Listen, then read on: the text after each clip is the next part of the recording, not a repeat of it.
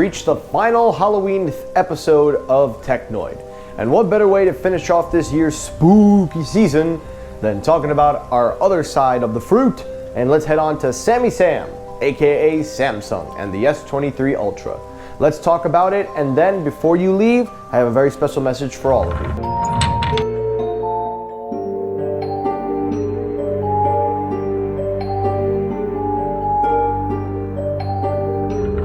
Alrighty, the first story, the main story of the day, the Samsung Galaxy S23 Ultra. Now, as with every Ultra device that we've talked about on this channel, we always know exactly what Samsung is working to improve, and we always know the same formula is about the same. However, this time around, things are a little different, as we see that Samsung is not only focused on improving the quality of the phone, but also the camera technology as well. Now, for the last few models, Samsung has released the 100 megapixel lens that has been the biggest talking point of their camera campaign, and they have some great photos to back it up with it as well. The sensors they use, the whole overall AI enhancements are just phenomenal. Well, it seems that Samsung wants to keep that going, but this time, instead of being 100 megapixels, they're reportedly working on 200 megapixels. So we've been hearing about this for a while, and while we hadn't had any concrete evidence to support this, we might have just gotten our first, or at least maybe the first glimpse of what could potentially be the new sensor, as according to GSM Arena, we now have a report saying that there is a side-by-side image comparison of the S23 Ultra with the S22 Ultra using the 200 megapixel lens reportedly, and in comparison to the 100 megapixel lens as well. Now, taking a look at the images side by side, it is well worth noting that the AI image enhancements were disabled, so these shots you're seeing are raw, no enhancements, nothing refurbished, nothing of that any caliber. But we could see on the left side that the image looks very, very detailed and has a nice bit of grain effect in there. Whereas the S22 Ultra's 100 megapixel, while it does look alright, it isn't as sharp and does seem to be more zoomed in, whereas the 200 megapixel is said to be in the standard mode where the 100 is more upscaled. So it does seem that this new lens, this new sensor they're using, excuse me if I keep going back and forth, it will be a lot more sharper in detail and will be more rich in contrast with all of the images without having to rely on AI intelligence to make the image look more enhanced.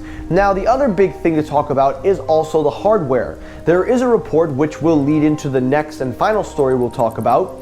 There is a report saying that Samsung is going to be opting in for more tight integration with the hardware and software of their third-party releases, meaning that any accessories or anything base will have some type of integration with the hardware, similar to like how Apple does it with MagSafe accessories. But in this case, they'll be working on wireless charging, and we'll talk about that because that leads into our next story. But focusing on the camera hardware, Samsung has a great camera system. There is no debating it. They are up there with Apple and Google. They're the top three.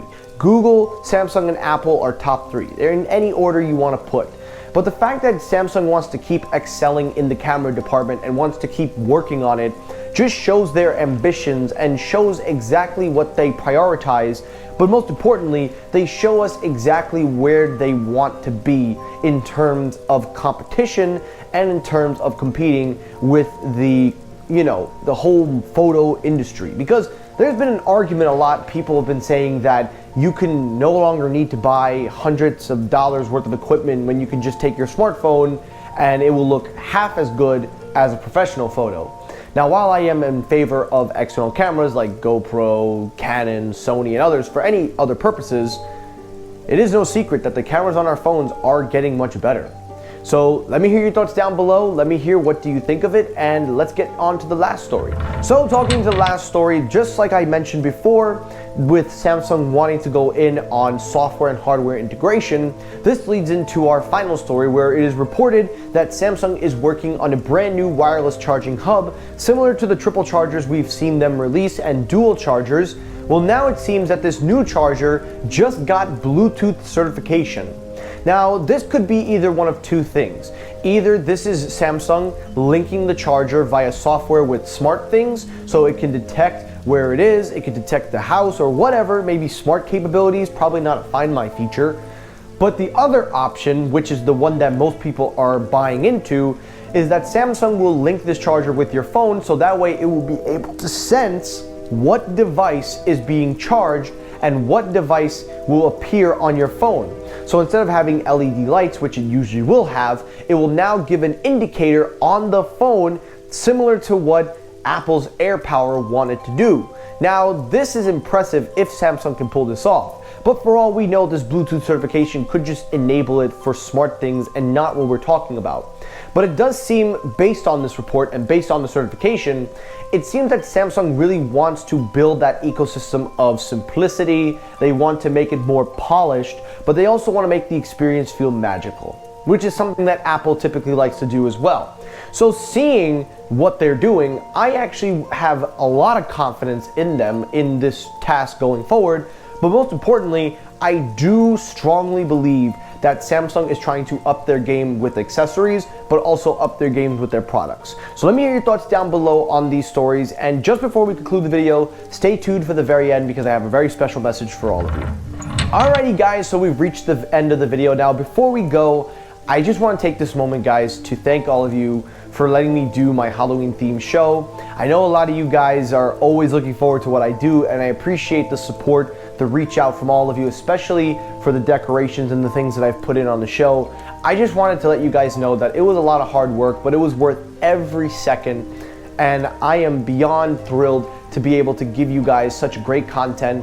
But most importantly, I'm just thankful for you guys to continue to show your support and to come back for always.